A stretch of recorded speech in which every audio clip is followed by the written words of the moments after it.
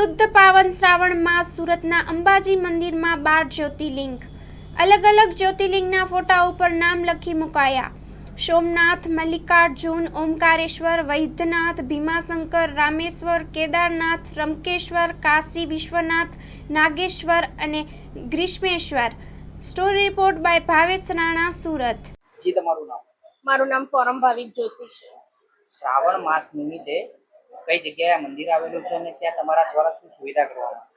આ મંદિર ભાગળ પર આવેલું છે, અંબાજી રોડ પર, અંબાજી માતાનું મંદિર.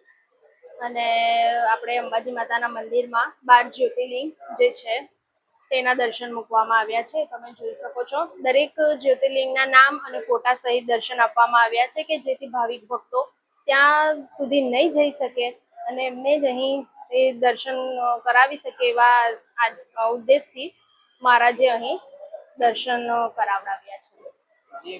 જે રુદ્રાક્ષના મણકા આપવામાં આવે છે, શું છે ઉદ્દેશ? બસ એ રુદ્રાક્ષ મહાદેવ દાદાના પ્રિય હોય છે.